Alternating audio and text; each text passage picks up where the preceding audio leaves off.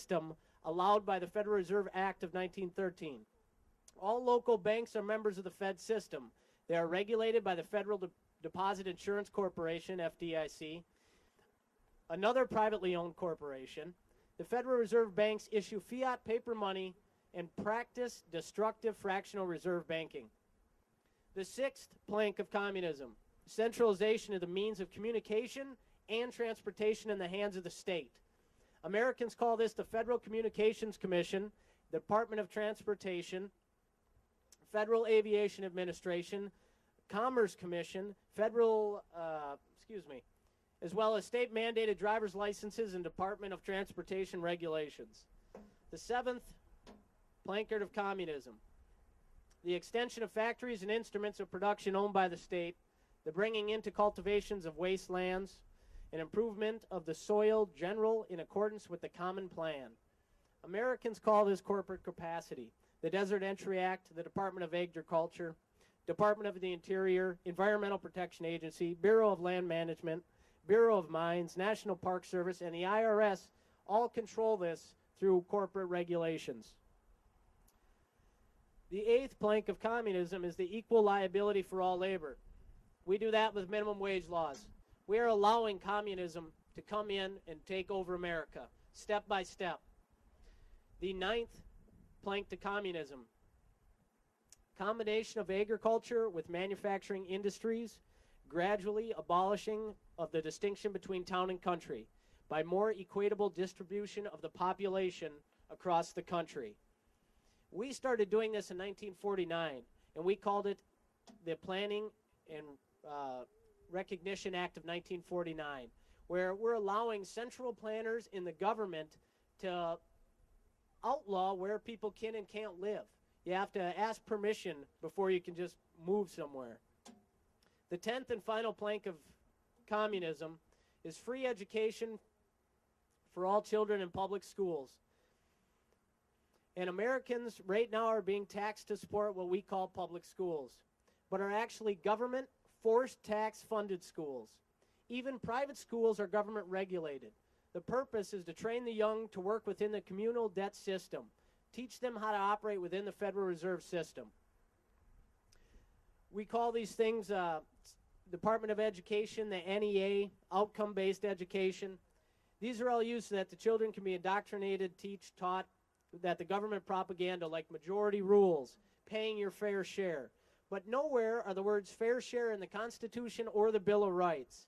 This idea of fair share comes from Karl Marx, from the communist maxim, from each according to their ability to each according to their need. This concept is pure socialism. America was made the greatest society by its private initiative and work ethic, teaching ourselves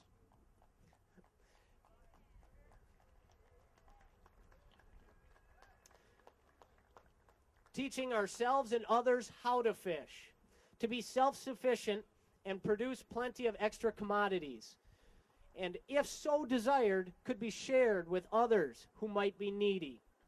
Americans have always voluntarily been the most generous and charitable society on the planet.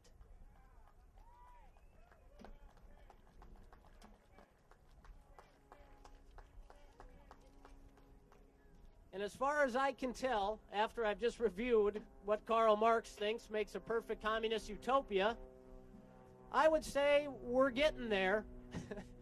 And we're all here to put our foot down and say no. We're not here to protest more taxes. We're here to protest the amount of taxes we have right now.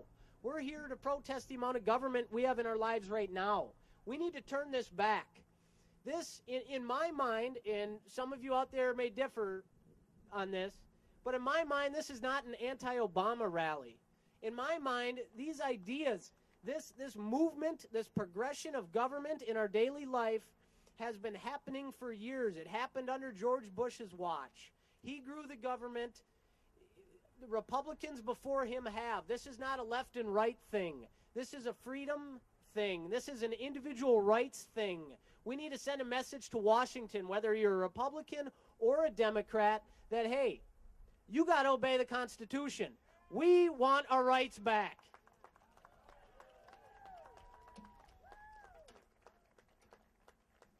I've probably took up enough time, and just thank you all for coming out and being a part of this.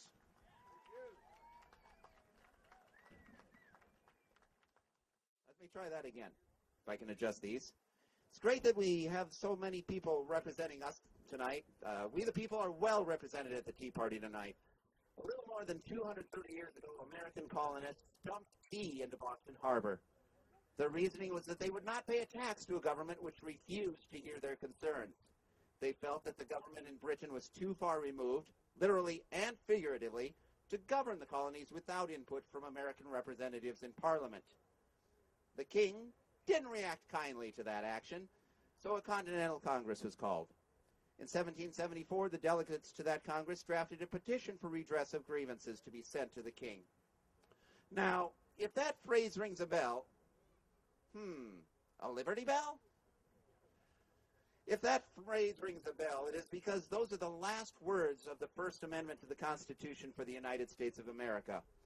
The right to petition for a redress of grievances, meaning putting right what has gone wrong, was recognized by the King of England in the Magna Carta way back in 1215. So, as far as ideas go, it wasn't exactly the new kid on the block in 1774. The First Continental Congress described the petition process this way. If money is wanted by rulers who have in any manner oppressed the people, they may retain it until their grievances are redressed, and thus peaceably procure relief, without trusting to despised petitions or disturbing the public tranquility. In his reply to Lord North, Thomas Jefferson wrote, "The privilege of giving or withholding our money is an important barrier against the undue exertion of prerogative which, if left altogether without control, may be exercised to our great oppression.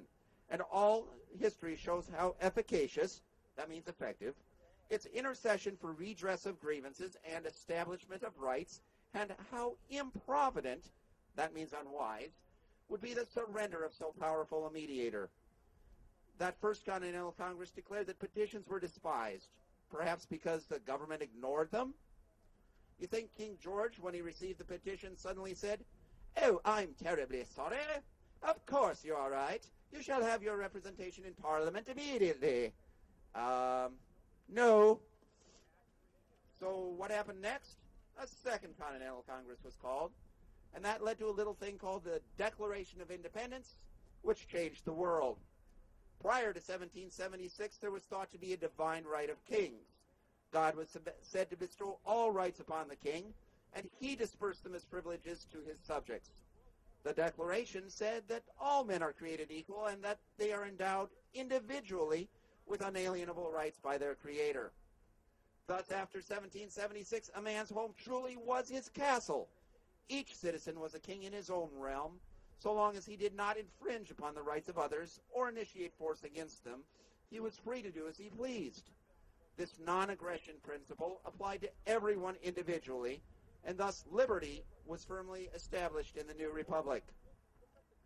Benjamin Franklin said, "In free governments, the rulers are the servants, and the people are their superiors and sovereigns." The Declaration goes on to state that governments are instituted to protect certain unalienable rights, and that life, liberty, and the pursuit of happiness are among these. Furthermore, whenever any governments become destructive of those rights, the people may alter or abolish them and set up new forms of government as they see fit. Now, the right to life is pretty basic. It's kind of difficult to enjoy any other rights without it. Liberty has already been defined as the right to do as you please so long as you do not infringe upon the rights of another individual. What then is the pursuit of happiness? It's the ability to enjoy the fruits of your labor, including your property. So now we have a job description for a government servant. Help wanted. Must defend employers' rights of life, liberty, property, etc. Must always respect that we the people are the employer and behave accordingly. Employment agreement is of an at-will nature to the benefit of the employer only. Employment relationship may be altered or abolished at any time without servant's permission. Does that sound like the government we have today? No. Take a moment to consider this. Is there